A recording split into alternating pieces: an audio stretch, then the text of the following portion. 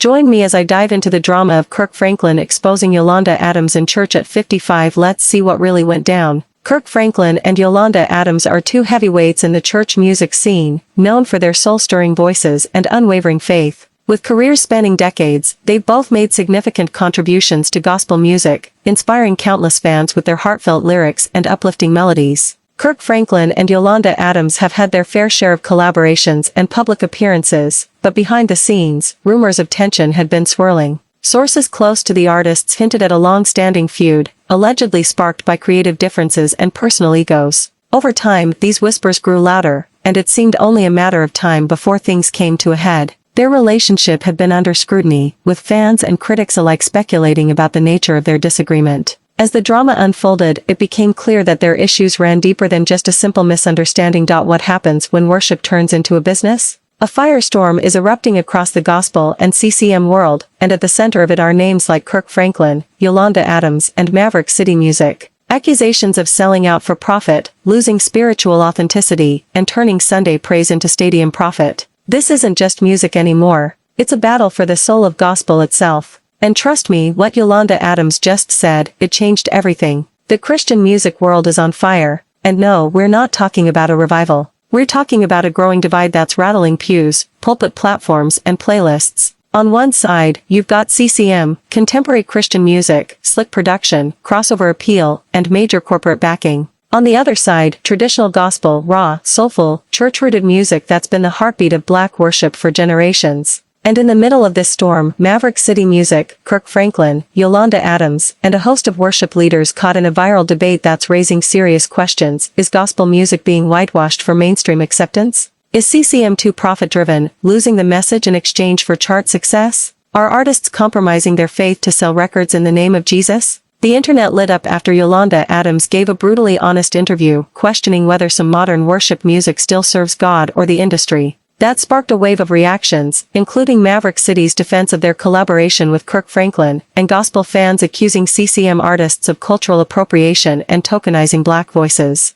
And here's the kicker. The money involved in this worship war will blow your mind. In this deep dive, we're exposing the profit pipelines, the industry manipulation, and the theological compromises that many fans and even pastors are starting to call out. You won't believe what Maverick City's team had to say when they were confronted with accusations of watering down the gospel for ticket sales. And wait until you hear how Kirk Franklin clapped back. This is where it gets interesting. So sit tight because we're unpacking the real tension between CCM and gospel. And it's more than just musical style. It's about identity, integrity, and influence. To understand the storm swirling around Maverick City, Kirk Franklin, and Yolanda Adams today, we first need to go back, way back, to the roots of Christian music in America. See, gospel music and CCM weren't always on separate sides of the aisle. They both originated as musical expressions of faith, but they grew up in very different churches, cultures, and communities. Let's start with gospel. Born out of the black church experience in the early 20th century, gospel music was never just entertainment. It was ministry. It was birthed in pain, hope, resistance, and joy.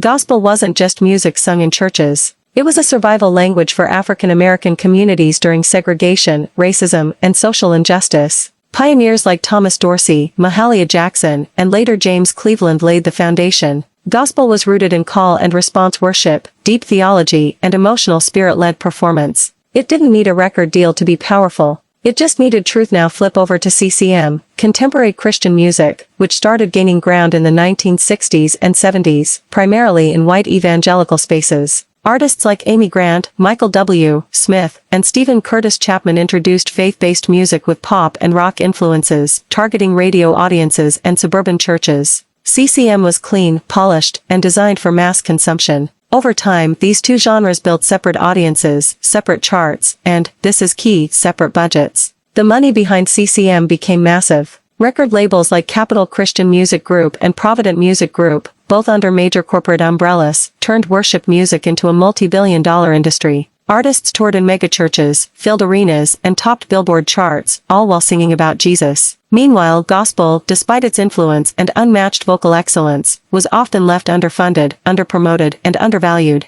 This divide wasn't just about style. It was about race, class, and access. Gospel artists often had to fight for visibility. Their music was labeled as urban or niche, even though many CCM artists were heavily influenced by gospel sounds. Some gospel artists were even discouraged from crossing over because labels feared their message, or their blackness, would alienate mainstream Christian audiences. Their once unstoppable bond had started to fray, and the church community was left wondering what had caused the rift. Insiders revealed that Kirk Franklin had grown increasingly frustrated with Yolanda Adams' alleged diva behavior, while Adams' team shot back with claims of Franklin's controlling nature. As the tension escalated, it seemed like a powder keg waiting to ignite. Fans were shocked and saddened by the news, as Kirk and Yolanda had been a beloved fixture in the gospel music scene for so long. The incident that sparked this explosion of drama took place during a live church service, where Kirk Franklin made a shocking revelation about Yolanda Adams. With the congregation in attendance, Franklin took the stage and shared his side of the story, leaving many in the audience stunned and speechless. The air was thick with tension as Franklin spoke his truth, and the room erupted into a mix of gasps, whispers and murmurs. The audience was left reeling from the unexpected confrontation, and the fallout was immediate. Yolanda Adams' team quickly responded with a statement, defending her actions and pushing back against Franklin's claims. The usually private Adams took to social media to share her side of the story, and fans were left to pick up the pieces and try to make sense of it all.